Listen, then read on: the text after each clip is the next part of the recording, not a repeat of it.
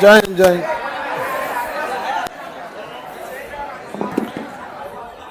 इससे पहले आपको हम मौर्य वंश की प्रशासनिक व्यवस्था के बारे में बता दिए थे। आज मौर्य वंश खत्म करना था।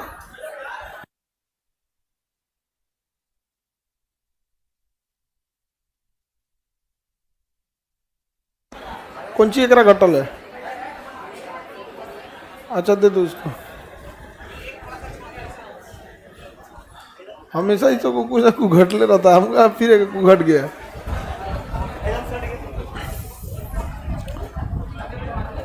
तुम लोग को नहीं समझ में आता है कि कहाँ बैठ रहे हैं कहाँ नहीं, उन सबको दिक्कत होता होगा कि नहीं?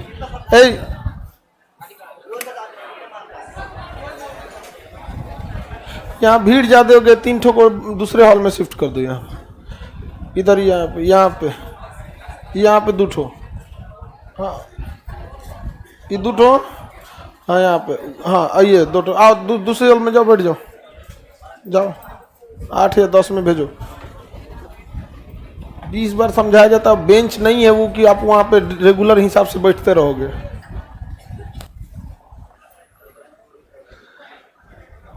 अब मौर्य वंश की प्रशासनिक व्यवस्था सब देख लिए थे हम लोग। मौर्य वंश का आज सामाजिक जीवन और मौर्य वंश के समय वास्तुकला का क्या था उसको देख लेंगे। उसके बाद मौर्य वंश के बाद शुंग वंश पे आ जाएंगे हम लोग। शुंग वंश पे समझ में आ गया कि नहीं आ गया? मौर्य वंश के अब सामाजिक जीवन को देखेंगे ना, धार्मिक एवं सामाजिक जीवन में आप एक गौर करेंगे कि अशोक ने भले बौद्ध धर्म अपना लिया था। अशोक ने क्या अपनाया था? बौद्ध धर्म अपना लिया था। ये चाहता तो पूरे समाज पे बौद्ध धर्म थोप सकता था, लेकिन बौद्ध धर्म इसका व्यक्तिगत धर्म रहा, कभी इसने बौद्ध धर्म को थोपा नहीं। इवन कि अशोक बौद्ध धर्म अपना भी लिया था तो इसने अपने जितने अभिलेख हैं उसमें इसने संस्कृत नाम लिखा, देव नाम प्रियदर्शी। देव नाम प्रियदर्शी पूरा लिखता था, देव नाम प्रियदर्शी। ये संस्कृत शब्द है, देव नाम प्रियदर्शी। इसके अलावे और भी देखेंगे अगर वो, तो इसने पशु हत्या पे भी क्या किया था? रोक लगाया था। पशु हत्या पे रोक लगा। जो जैन धर्म का मूलभूत सिद्धांत है, जियो और जियो दोनों। आप जैन धर्म के लोग जो चलते हैं ना, तो एक देखिएगा मोर पंख लिए रहते हैं, मतलब वो छाड़ देते हैं, झाड़ू टाइप का मोर पंख से झाड़ू लगा देते हैं ताकि ना कोई जीव जंतु ना मर जाए। वहाँ पर खेती वगैरह वो लोग नहीं करते हैं ताकि कहीं कोई जीव जंतु ना मर जाए। समझ में आ रहा है कि नहीं आ गया? यहाँ पे जमीन के नीचे वाली चीज को ज़्यादा नहीं खाते वो लोग, प्याज लहसुन ये सब नहीं खाते। रीजन क्या है? वो लोग बहुत ज़्यादा जंतु पर्यावरण प्रेमी होते हैं जैन धर्म वाले यहाँ पर। तो इसने एक तो अहिंसा का रास्ता अपनाया था। कौन सा? अहिंसा जैन और बौद्ध दोनों का मूलभूत सिद्धांत है। इसने पशु हत्या पर क्या किया था? रोक लगाया था। हालांकि जैन बौद्ध दोनों में पशु हत्या पे रोक है, लेकिन जैन धर्म इसको काफ़ी कठोरता से पालन करता है। इसके अलावे अगर आप देखिएगा तो उसने अपने कई अभिलेखों में, जैसे उसने अपने 11वें अभिलेख में कहा है कि मेरे अधिकारी ब्राह्मणों को न सता। इसका मतलब वह ब्राह्मण धर्म के प्रति भी क्या रखता है? सहानुभूति रखता है। वरना वो एक अभिलेख में क्यों कहेगा कि मेरे अधिकारी ब्राह्मणों को न सता? इसके अतिरिक्त देखिएगा तो उसने गया में बराबर की पहाड़ी है, गया में बराबर की पहाड़ी तथा नागार्जुन की पहाड़ी, गया के पास ही ये पहाड़ी है, छोटा सा जगह है नागार्जुन गया, वहाँ पर आजीवक संप्रदाय के भक्तों के लिए गुफा बनवाया था। जबकि वह आजीवक संप्रदाय को नहीं मानता था, उसके पिता बिंदुसार आजीवक संप्रदाय को मानते थे। तो गया में जो गुफा बनाया गया था किसके लिए? आजीवक संप्रदाय के भक्तों के लिए बनाया गया था। इसका मतलब अशोक का जो धार्मिक जीवन था वो सहिष्णु था, वो सारे धर्मों की क्या करता था? इज्जत करता था यहाँ पर। इसके अलावा अगर मौर्य वंश को देखेंगे तो उस समय महिलाओं की स्थिति अच्छी थी। मौर्य वंश में महिलाओं की स्थिति क्या थी? अच्छी थी। स्त्री महिला की स्थिति उस समय अच्छी थी। समाज में महिलाओं का मतलब सम्मान था। आप देखेंगे अशोक का जो 12वां शिलालेख है उसमें किस चीज की चर्चा है?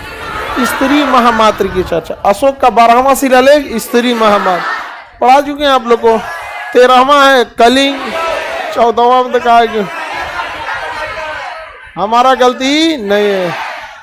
समझ में आ गया कि नहीं? क्या मेरा 45,000 रुपया अकाउंट से निकाल लिया, तुम ज्यादा होशियार बन रहे होगे, तुमको ओटीपी देंगे बाबुआ, ओटीपी। देखिए आप पैदा हुए थे तो अकाउंट खोलवा के नहीं पैदा हुए थे, तो बंद हो जाएगा तो दोबारा खुल जाएगा, लेकिन ना आपका अकाउंट बंद हो जाएगा। आप एक काम कीजिए, अपना पिन दे दीजिए, ई दे दीजिए, हो जाएगा काम खत्म जी। और भी चीज़ देखिएगा, बहुत सारे लड़के क्या कर रहे हैं, अभी हम लोग के बैच में, जैसे कोई बैच है सपोज कीजिए, अब जैसे हिस्ट्री ये पढ़ा रहे हैं हम आपको, ऑनलाइन में 300 रुपये का ही है, क्या इससे सस्ता पॉसिबल है? लेकिन बेईमानी की हद देखो, कोनो गया टेलीग्राम पे, 50 रुपया मिल रहा, तो गया लेने, अकाउंट साफ हो गया, हो गया, खत्म कहानी। जब आप कहीं पेमेंट करते हैं ना, आपकी डिटेल्स वहां जाते हैं, हर एक चीज का डिटेल्स। अब वो कंपनी, अगर जैसे हम लोग हैं गेटवे यूज करते हैं, गेटवे जो होता है एक थर्ड पार्टी एप्लीकेशन होता है जो आरबीआई के कंट्रोल में होता है, हम लोग के कंट्रोल में नहीं। RBI, reserve bank of India के गेटवे के पास अपनी मेमोरी नहीं होती है, आप उसको, उसके पास जैसे लगाएंगे, अपना एटीएम कार्ड नंबर डालिएगा, ओटीपी डालिएगा, वो सेव नहीं कर सकता है। और ये लोग आप फोन पे दे दो, इस पे दे दो, जान लो गुड़ गया, यहाँ पे आके रो रहा है, हम आके रो रहा है, हमके ठीक जू सोचा तूने, हाँ हाँ, लो जाओ, तुम्हारा जाएगा यहाँ पे।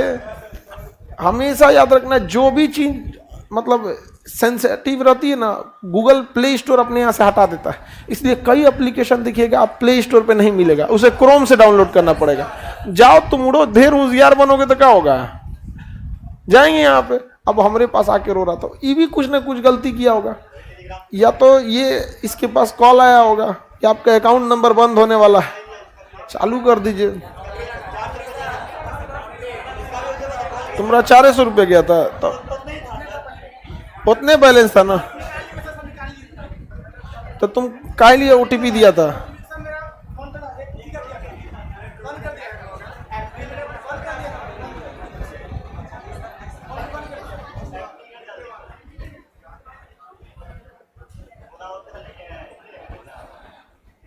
चलो इसका 400 लूटा, 400 रुपये था।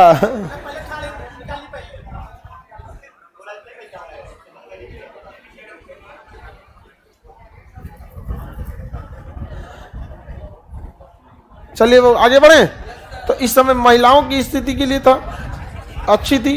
महिला जो थी वो विधवा महिला पुनर्विवाह कर सकती थी, विधवा महिला पुनर्विवाह कर सकती, लेकिन अगर नहीं चाहे करना तो नहीं भी कर सकती। तो विधवा पुनर्विवाह की एक अनुमति रहनी चाहिए, क्योंकि देखिए एक सर्टेन एज पर अगर कोई विधवा होता है, किसी के 40 से हो गया, तब आपको एक विधवा हो गया तो लोग कहते हैं कि चलो अब जीवन जी लो, ऐसे ही बाल बच्चे हो गए।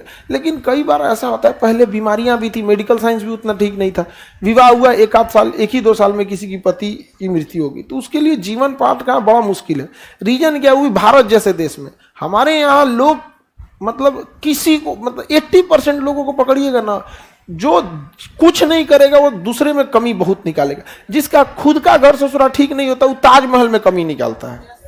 आप गौर कीजिएगा, हम तो ब्याह शादी में जाते हैं ना, तो एक चीज देखते हैं कि सबसे ढेर कमी कौन निकाल रहा है, और जब वो निकालता है ना तो फिर हम दूसरे से बैकग्राउंड पता करते हैं। हमको ये नहीं मतलब है कि उसको डिमोरलाइज करना, हम थोड़ा अपना अध्ययन करते हैं कि ऐसे कौन लोग हैं जो ज्यादा कमी निकालते हैं। तो बाद में धीरे धीरे पता चलता है कि ससुर एक घरे खाना ना ठीक है, एक बारात का खाना ठीक नहीं लग रहा है, एक घरे कोई चीज की व्यवस्था नहीं है, दूसरे का रिस्पेक्ट नहीं करता, यहाँ आके कह रहा है कि हमारा गाड़ी में पीछे बैठा दिया, नहीं तुम्हारे लिए मर्सिडीज भेजेगा अकेले। BMW आएगा यहाँ पर, हाँ वो भी बुलेट प्रूफ वाला आएगा, 7 करोड़ वाला, मोदी जी वाला, इनका रोल्स रॉयल दे दे यहाँ पे। तो भारत जैसे देश में एक बहुत बड़ी समस्या है, आप गौर कीजिएगा इस चीज को।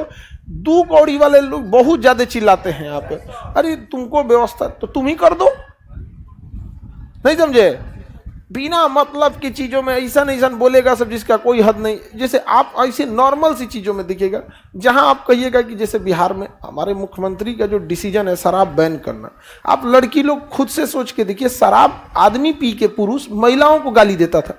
भारत एक ऐसा देश है ना जहां 2 पुरुषों की लड़ाई में या तो उनकी माँ गाली सुनेगी या तो बहन गाली सुनेगी।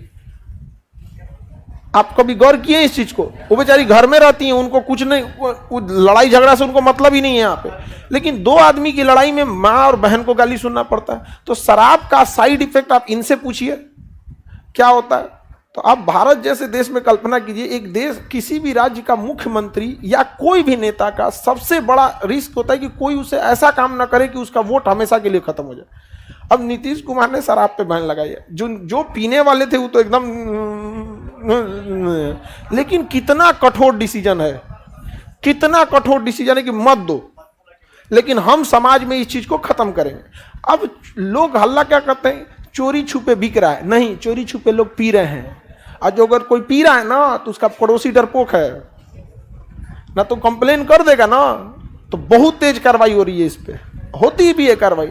और रही बात की खुलेआम बिक भी रहा है, तो तनी बहुत बड़ा हिम्मत है, तो जैसे पी के पहले सड़किया पे गरियाते थे, तनी आ जाओ, आज मोहल्ला वाला कहता है बोला है, तू रास्ते उतर जाता है नशा उसे, मतलब अब पीने में भी उसको रहता है डर। यार कुछ तो सुधार हुआ ना। अच्छा आप गौर कीजिएगा, कहीं भी खड़ा होकर बैठेगा, 4 गो आपको ज्ञान देने वाले आ जाएंगे सब। तो भारत एक ऐसा विडंबना वाला हो गया ना, जितने ज्यादा उठपटांग लोग मिलेंगे उतने ज्यादा करेंगे। एक यूपी बिहार के लिए कि गुजरात आगे है, गुजरात एक जमीन का टुकड़ा है, बिहार भी एक जमीन का टुकड़ा है, ये कैसे आगे पीछे हो सकता है।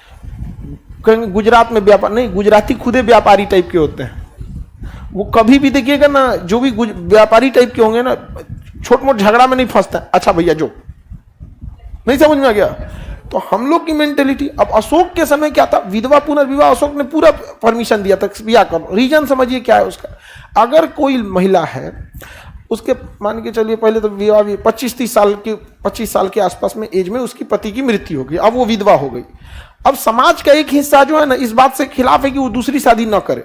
मान के चलिए कि समाज के ऐसे लोगों को ध्यान में रख के वो महिला दूसरी शादी नहीं करती है, अब वो ऐसे ही रहती है। अब इसी समाज में ऐसे लोग हैं ना, ओकरा ताना मारेंगे। अब बताइए उसके पति नहीं है, बाल बच्चे को पालन करने के लिए कुछ काम करना होगा। उस समय इंजीनियरिंग मेडिकल कौन ऐसा तो व्यवस्था नहीं, कोई किसी घर में काम करेगी तो 4 गो लालछन लगाएगा उसके ऊपर। यार एगो उसको तुम दूसरा ब्याह ना करने दिया, कर लेगी तो भी गलती, नहीं की तो भी गलती। यार ये देश ऐसा है जिस पे सीता माँ के ऊपर लालछन लगा दिया था। यार हम लोग की क्या औकात है, आप समझ रहे हैं। मतलब आप सोचिए, आप भगवान को नहीं छोड़ा इस देश में। अच्छा उन लोग जब लौटे थे वनवास काट के, लंका में उतना बवाल लड़ाई उड़ाई नाथ के, इसी उम्मीद में कि अब घर जाएंगे, इतना साल से घर से बाहर है, हाँ अब जाएंगे अपने परिवार में, अपने गांव, अपना शहर, जहां पे अब हमको वापस जीवन जीना पड़ेगा। ऐसा ना नाधा सब कि भूमि समाधि ले ली, जल समाधि, सरयू नदी में राम जी पूरी परिवार चले गए, वो जमीन में। तो आप समझ रहे हैं भारत की मेंटेलिटी।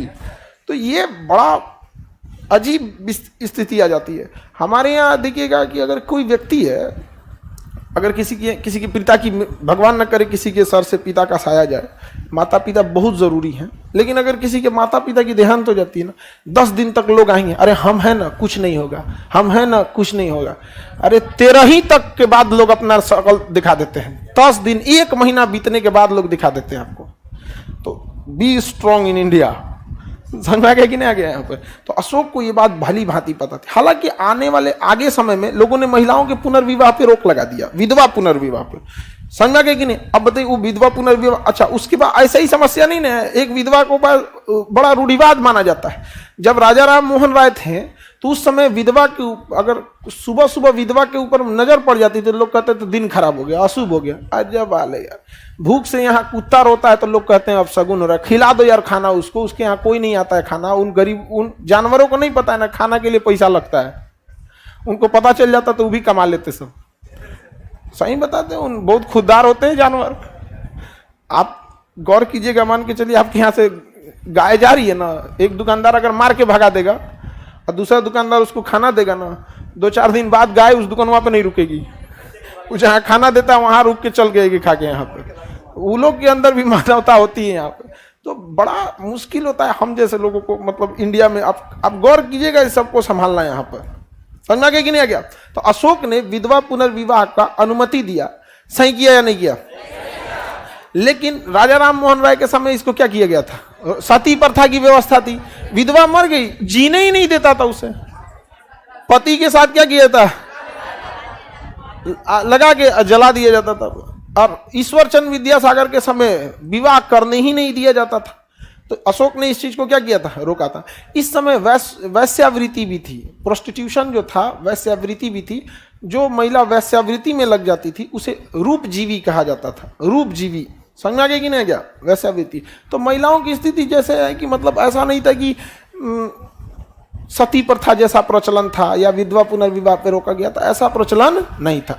समझ में आ रहा है कि नहीं आ रहा है यहाँ पे किसी को दिक्कत? तो आप इन चीजों से क्या लगता है कि अशोक का बौद्ध धर्म सरकारी था या व्यक्तिगत था? व्यक्ति। सरकारी यानी राजतंत्र पे थोपा नहीं था, क्योंकि उसने गया में आजीवक संप्रदाय के भक्तों को दिया। ये आजीवक संप्रदाय के प्रति उदारता दिखाता है। ब्राह्मणों के लिए अभिलेख लिखवा दिया।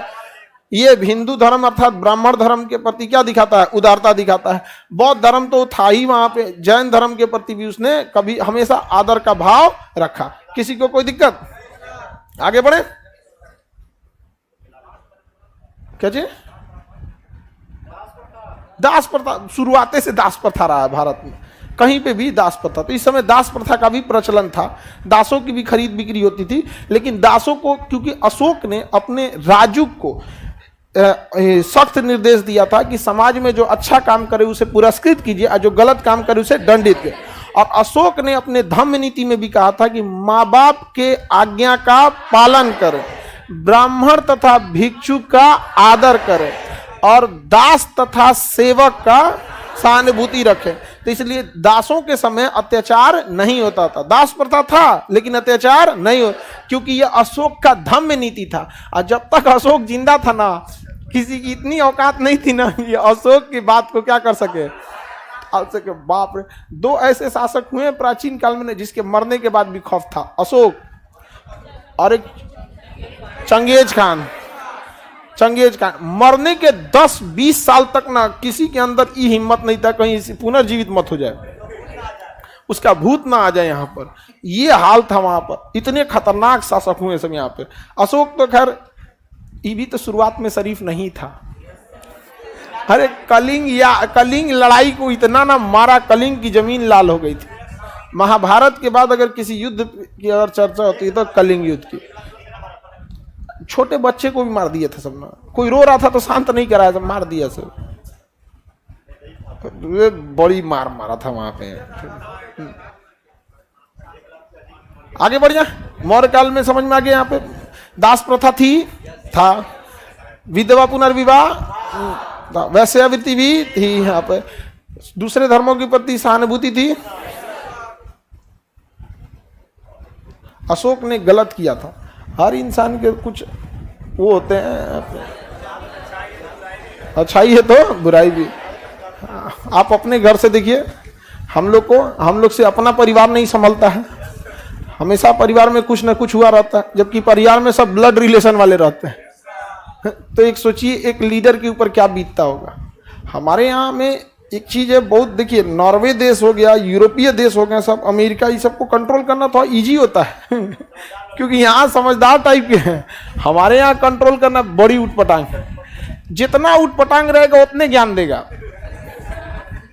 आप गौर किए, आप कभी मिलिएगा कोई बहुत प्रोफेसर हो गया, साइंटिस्ट हो गया, कभी साइंटिस्ट आपसे कहीं मिलेगा सब, लेकिन अगर कहीं कहीं किसी जगह एयरपोर्ट या कहीं मुलाकात हो भी जाए IAS अधिकारी लोग से, देखिएगा वो अपने काम पे ध्यान देते हैं। वो प्रॉब्लम सॉल्विंग टाइप के होते हैं जो लोग, कि अच्छा ये प्रॉब्लम है हमारे डिपार्टमेंट का, इसको कैसे सॉल्व कर दिया जाए। और खलीका होते हैं सब ना, कोई व्यवस्था नहीं है जी, बताइए यहाँ पर जहाज एयरपोर्ट ऐसे ही होता है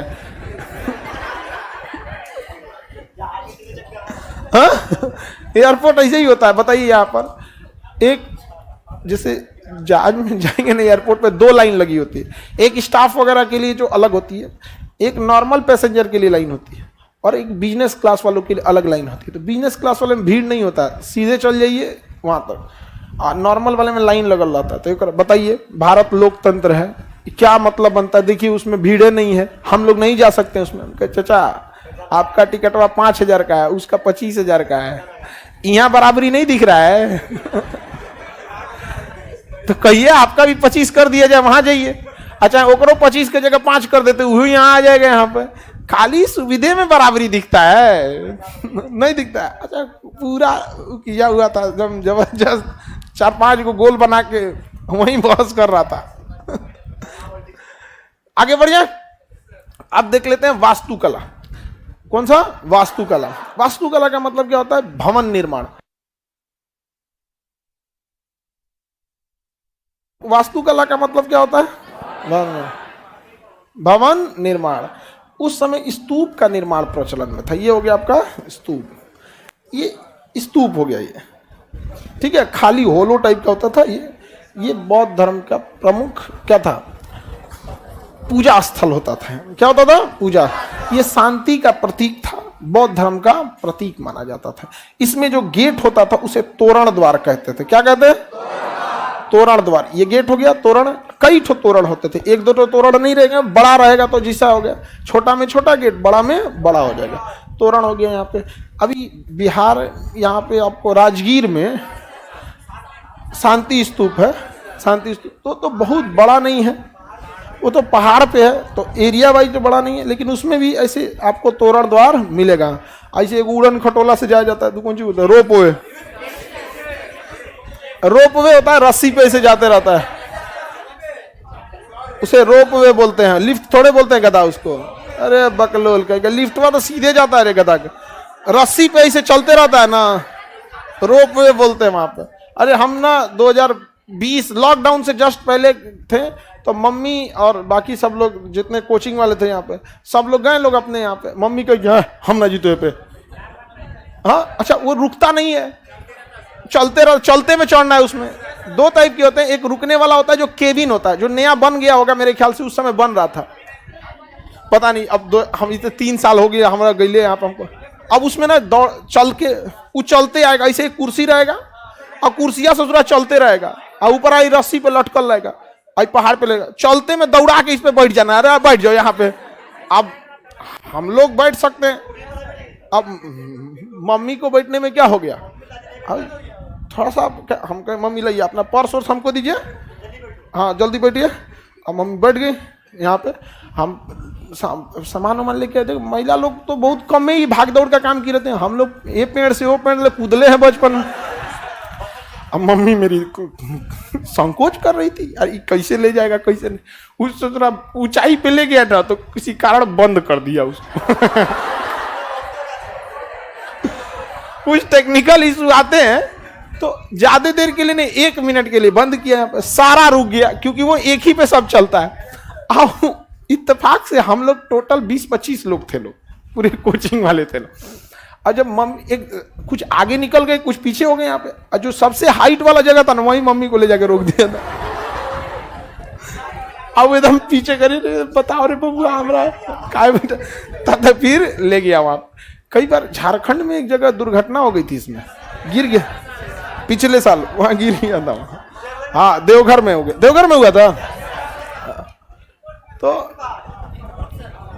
चित्रकूट में, त्रिकूट पहाड़ी पे, हाँ त्रिकूट पहाड़ी, वो एयरफोर्स को बुलाना पड़ा था, कुछ तो बंद कर दिया वहां ले जाके। और फिर उतरने के टाइम पे ना, जो वहां पे रुकता ही नहीं है, ऐसे कुर्सियां चलते रहेगा, रुकने के टाइम उतर के ऐसे भागिए। यहाँ पे एक बेचारे बूढ़े बाबा थे, वो चल गए थे, अब पता नहीं कहाँ के थे, हमें नहीं पता यहाँ पे, वो ऐसे उतर गए यहाँ पे, और कुर्सियां आके पीछे से इन्हीं को मार दिया।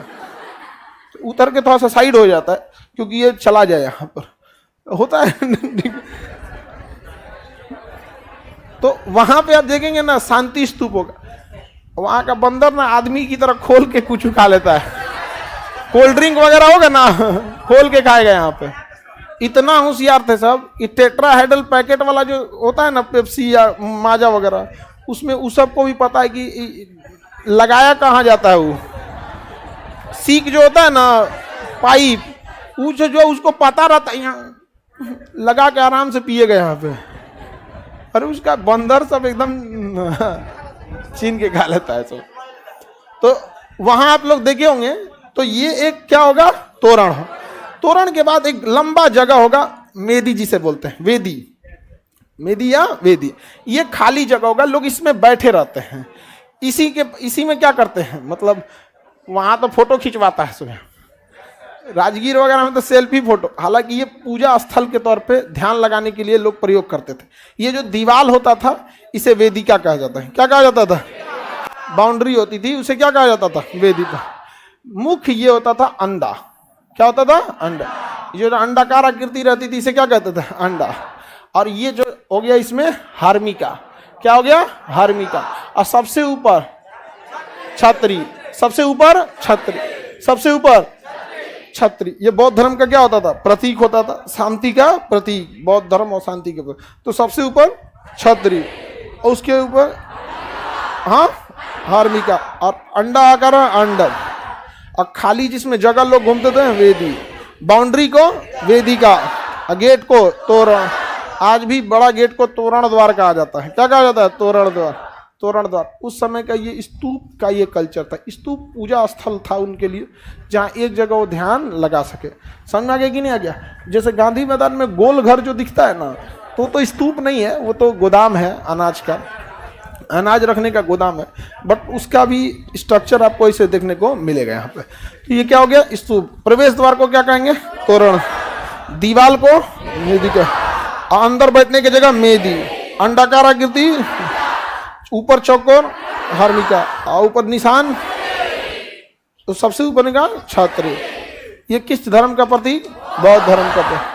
उस समय का आर्किटेक्ट में ये बहुत बेहतरीन था। हालांकि उस समय अशोक के समय लोहार और बढ़ई भारत में विश्व में प्रसिद्ध लेवल के थे। बढ़ई और लोहार बहुत बेहतरीन ढंग के थे, सिकंदर के ही समय से थे। महाशीला कंटक, महाशील कंटक, ये लोहार और बढ़ई दोनों का मिक्स इंजीनियरिंग था। लकड़ी का बनाया जाता था, वो पत्थरवा फेंकने वाला, बाहुबली में जो बाहुबली को गोल का पत्थरवा फेंकने वाला मार देता है, वो जो पत्थरवा अगर किसी को कपारे पे गिर गया मुड़िए उड़ा देगा वहां पे। महाशील कंटक। अरथ मूसल, वो भल्लाल दे वाला वो। हाँ, तो यहाँ पे कुम्हरार जो है यहाँ पे पटना में, वहीं पर इन लोगों के क्या होते थे? किला होता था। कुम्हरार के पास ही क्या था? इनका किला था। बहुत किनका?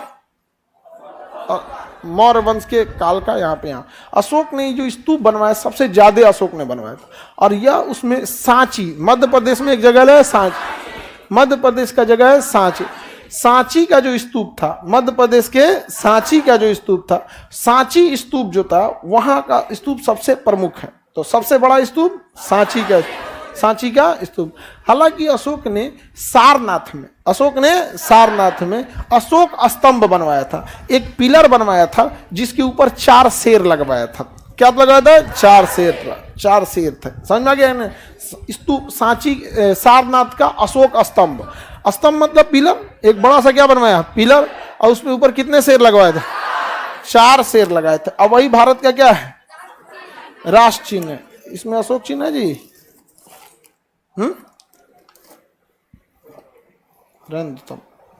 आप लोग अशोक चिन्ह देखे होंगे कि ओरिजिनली उसमें कितने शेर हैं? दिखता कितना है? 3।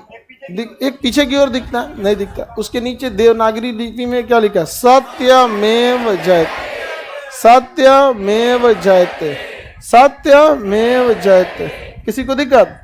सत्यमेव जयते। सत्य की हमेशा जीत होती है, सत्य की हमेशा जीत होती है। सिक्का में लिखा रहता है। और भारत का वही क्या है? राष्ट्रीय चिन्ह, राष्ट्रीय चिन्ह। वर्दी वगैरह पे देखिएगा, टोपी पे क्या लगा रहता है? राष्ट्रीय चिन्ह। हमारा राष्ट्रीय चिन्ह अशोक चिन्ह है वहाँ। इसलिए वर्दी उतार के ही कभी किसी का पैर छूते हैं या फिर कुछ भी हो गया, कई बार श्रद्धांजलि देना होता है तो उसको हटाकर, क्योंकि तो जो भी मतलब, क्योंकि वो राष्ट्र का प्रतीक होता है। राष्ट्र सर्वोपरि होना चाहिए। किसी को दिक्कत है? वसुधैव कुटुंबकम, ये तो हमारा संस्कृत है। G20 का मुख्य उद्देश्य वही थे। हम वसुधैव कुटुंबकम। चाइना कह रहा था ई भाषा का प्रयोग क्यों है? हाँ, कई बार किसी लोगों को ऐसा लगता है ना कि उसका गुस्सा होना, उसका रूठ जाना दूसरे पे फर्क पड़ता है। लेकिन ऐसा होता है कई बार ना, आप लोग गौर कीजिएगा कि किसी रूठने से ना ऊपर वाला बस कहता है मान जाओ, अंदर अंदर खुश होता है, 2 दिन तो छुटकारा मिलल। यही हुआ भारत के साथ G20 में। चाइना नहीं आया, भारत ने कहा बहुत अच्छा है, यही मौका है। चाइना के करोड़ों रुपए के प्रोजेक्ट पे मोदी जी ने पानी फेर दिया। यहाँ पे यूरोप डायरेक्ट जोड़ दिए। यहाँ पे मोदी जी को दिखिए कि 3 आदमी भारत का परमानेंट खिलाफ करेगा, चीन, पाकिस्तान, तुर्की। एक नया सड़क बना दिया जिसमें तीनों नहीं है, पास भी हो गया, 2 साल में चालू भी हो जाएगा। अब तीनों दांत पीस रहा है सब मोदी जी के ऊपर। यार ये आदमी वसुधैव कुटुंबकम कहता है, ये है वसुधैव कुटुंबकम, यही है मोदी जी वाला ही वसुधैव कुटुंबकम है कि नहीं? अरे वो वाला वसुधैव कुटुंबकम शास्त्र वाला है जो प्राचीन शास्त्रों में लिखा है, आई वसुधैव कुटुंबकम मोदी जी वाला। और कूदो, नहीं समझा? नहीं आएंगे यहाँ पे, मत आओ। बहुत अच्छा हुआ नहीं आए, वरना अशोक स्तंभ हो जाता। 3 गो शेर दिखाई देता, पुतिन, जो बाइडन, शी जिनपिंग, आए को चौथा मोदी जी। नहीं साहब बब्बर बड़ी दिक्कत है, कहीं लड़ जाता तो दिक्कत हो जाता है। यहाँ हमारा यूक्रेन नहीं तो हो गया। यहाँ पे आगे बढ़ जाए तो स्तूप समझ में आ गया वास्तुकला। मौर्य वंश का अंत भी बता दिए थे। मौर्य वंश के बाद कौन सा वंश है? शुंग वंश। मौर्य वंश खत्म हो गया। आप बताइए, हसीन मसूक सा बताए थे ट्रिक आपको, हसीन मसूक सा, हसीन मसूक सा। आपको इसमें हम पहला वंश पढ़ा दिए हैं। पहला वंश हरियांक खत्म हो गया। सी से शिशु नागवंश, उसके बाद नंद वंश, नंद वंश के बाद मौर्य वंश खत्म हो गया। अब कौन सा हो गया? शुंग वंश। कौन सा वंश? पुष्यमित्र शुंग। संस्थापक पुष्यमित्र शुंग। पुष्यमित्र शुंग। बताइए, पुष्यमित्र शुंग सेनापति था? सेनापति था कि नहीं था? यह सेनापति था। किस वंश का सेनापति था? मौर्य वंश का सेनापति था। अंतिम शासक कौन था? बृहद्रथ। कौन था? बृहद्रथ। बृहद्रथ था। बृहद्रथ का सेनापति कौन था? पुष्यमित्र शुंग। मार दिया किनको? बृहद्रथ। शासक बन गया पुष्यमित्र शुंग। यह जाति का ब्राह्मण था, जात का ब्राह्मण था, और भारत में दोबारा ब्राह्मण जाति की स्थापना कर दिया। वैदिक काल की स्थापना दोबारा कर दिया पुष्यमित्र शुंग। सबसे ज्यादा बौद्ध स्तूप को तोड़वाने वाला पुष्यमित्र शुंग। लेकिन अशोक के सांची स्तूप को तथा इस भरहूत अभिलेख, एक जगह है मध्य प्रदेश में सिंगरौली सतना के पास जो है ना, सतना, सिंगरौली, सतना, रीवा, एक डिस्ट्रिक्ट 3-4 है। तो वहां पर आपको सतना के पास एक भरहूत अभिलेख मिलेगा। कौन सा अभिलेख? भरहूत। और सांची स्तूप मिलेगा सांची में, मध्य प्रदेश का एक जगह है सांची। सांची स्तूप मिलेगा और भरहूत अभिलेख। यहां पर उसने पुनर्निर्माण कराया। क्या कराया? पुनर्निर्माण। तो सांची स्तूप और भरहूत स्तूप का क्या किया था? हाँ, पुनर्निर्माण। सांची स्तूप और भरहूत क्या किया था? पुनर्निर्माण कराया। क्या कराया? पुनर्निर्माण। जबकि बाकी स्तूप को तोड़वा दिया था कौन? पुष्यमित्र शुंग। पुष्यमित्र शुंग ब्राह्मण शासक था, लेकिन ये मध्य प्रदेश के विदिशा का रहने वाला था और शासक बन गया मगध पे। तो ये एक पहला समय था जब मगध पर शासन करने वाला शासक खुद मगध का नहीं था, तो इसे या इस क्षेत्र का नहीं था। तो एक बार क्वेश्चन पूछा था, मगध पर शासन करने वाला गैर क्षेत्रीय शासक पुष्यमित्र शुंग, वह इस क्षेत्र का नहीं था। अब लोगों को लग गया क्षत्रिय कह रहा है, क्षेत्रीय की जगह उसको क्षत्रिय समझ गया, और क्षत्रिय समझा तो मार दिया धनानंद, क्योंकि क्षत्रियों का नाश करने की जिम्मेदारी लिया था धनानंद और सर्व क्षत्रांतक उपाधि धारण किया था।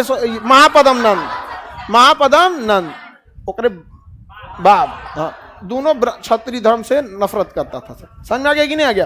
तो क्वेश्चन पूछ रहा है गैर क्षेत्रीय, आप पढ़ेंगे क्षत्रिय, तो गड़बड़ हो जाएगा। तो गैर क्षेत्रीय शासक पुष्यमित्र शुंग।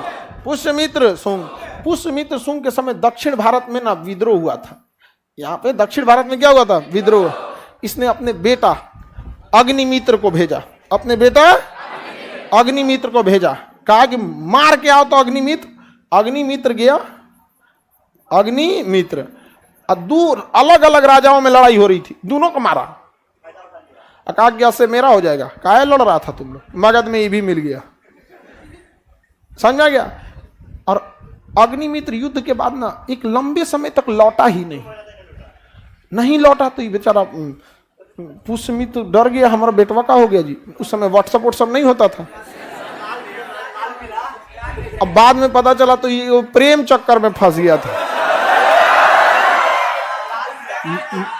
मालविका नाम था उसका। क्या नाम था? मालविका। किसके प्रेम में फंस गया था? मालविका।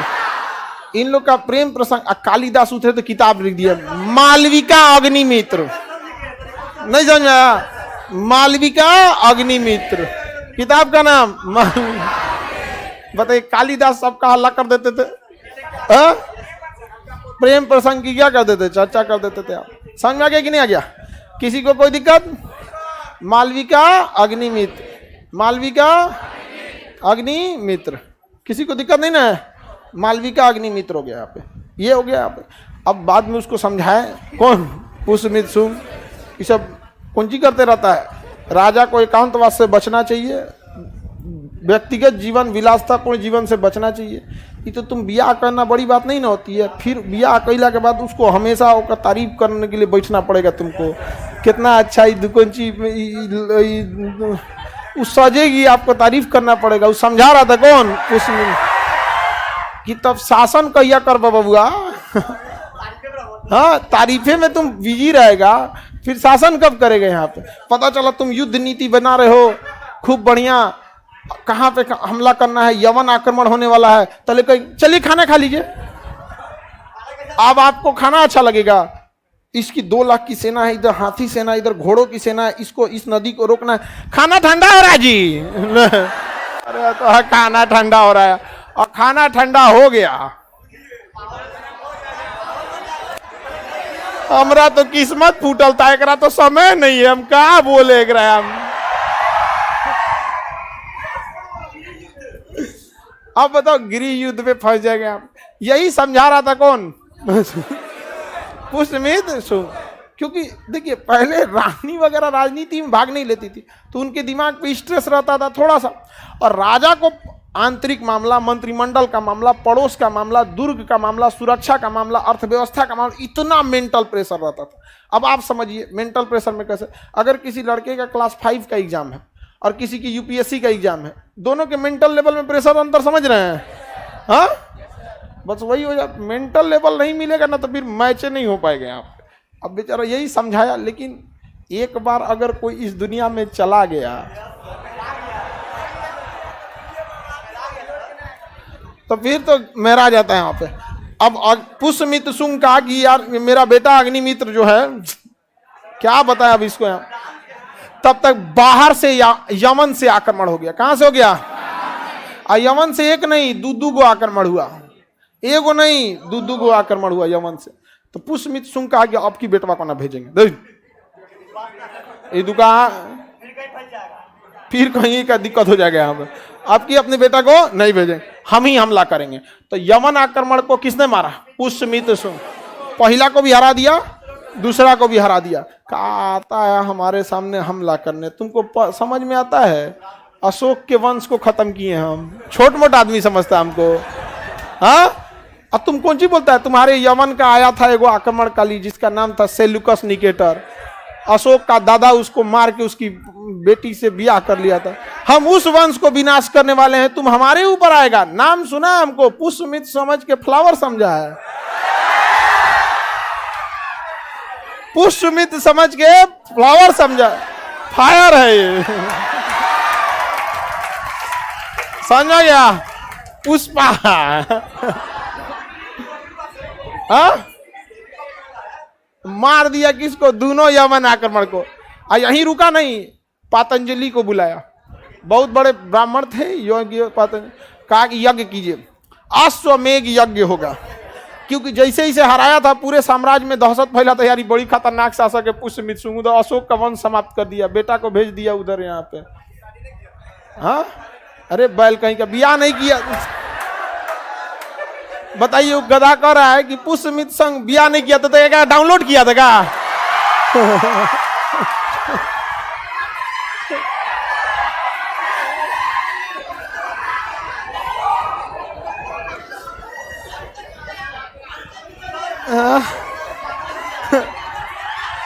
छोड़ दिया दिमाग। बताओ, देख रहा है कि उसका बेटा है, बेटा को इतना समझा रहा है, फिर पूछ रहा है भी आगे बोलते हैं। अच्छा इसका पूछ, अच्छा यवन वाला ओहो, अरे वो गलत नहीं पूछ रहा है। इसका कहना है कि सर जब इसको हराया तो एकरा बेटी से बियाह किया कि नहीं किया, ये पूछ रहा था। ठीक क्वेश्चन पूछा यहाँ पे, लेकिन इस सबसे पुष्यमित्र शुंग बचता था। समझ में आ गया कि नहीं आ गया? इतना कौन यहाँ भारत में लोग एक पत्नी के बाद उन संभालिए नहीं पाता, बाप हो भाई में यहाँ पे परेशान रहता है। नहीं समझ में आ गया कि नहीं गया? सबको मेंटेन करना अलग होता है, किसी की सबकी मेंटेलिटी क्या होती है, अलग होती है। महिला को मतलब होता है, अच्छा महिला चाहेगी कि उसका पति युद्ध में जाए? नहीं, आदमी सोचेगा कि इस साम्राज्य कब्जा कर लिए ना, अगली बार इसको कब्जा करते। मेंटेलिटी अलग है यहाँ पे। ये सोचेगा मोटिव कल हमला करना है, भगवान हम तो महाराज ही तो हमारा का तो दोनों की मेंटेलिटी में अंतर था। तो ये जो था पुष्यमित्र शुंग, दोनों यमन आक्रमण को क्या कर दिया, हरा दिया। और एगो को हराया, देखा पूरे साम्राज्य में दहशत फैला है, तो अश्वमेघ यज्ञ करा दिया। अश्वमेघ यज्ञ में घोड़ा छोड़ दिया जाता था, और 2-3 जिला और कब्जिया लिया। कहा आओ सोचा कौन हमला करता है, यहाँ सेना तैयार है, ये मार देंगे यहाँ पे। सोचा यहाँ पे कब्जिया लिया, फिर शांति से बैठा। इधर यमन में हल्ला हो गया कि बदनामी हो गई। लोग बताइए, हम लोग सिकंदर वाले हैं लोग, सिकंदर तो खाली हाथ लौटा था। बताइए, सेल्यूकस निकेटर गया, हार गया, बेटी दे के चलाया। ये आया पुष्यमित्र शुंग के समय, ये आया हार के चल गया। यहाँ फिर से हमला करना होगा पुष्यमित्र शुंग के समय, तो दोबारा हमला करने आए, सो दोबारा हरा दिया। अब फिर किया कौन सा, अश्वमेघ यज्ञ। समझता है तुम हमको, पुष्यमित्र समझ के फ्लावर समझा है? झुकेगा नहीं, झुकेगा यहाँ पर। पुष्यमित्र शुंग, 2 यवन आक्रमण किसके समय हुआ, पुष्यमित्र शुंग, पुष्यमित्र शुंग। चलिए समझ में आ गया? अब नेक्स्ट क्लास मंडे को करेंगे। आप मौर्य वंश ये सब वंश पढ़ के आइएगा लो मंडे को, ठीक है? हाँ टेस्ट के लिए मंडे को पढ़ के आएंगे, टेस्ट लेंगे हम। ये हरियांक वंश से लेके मौर्य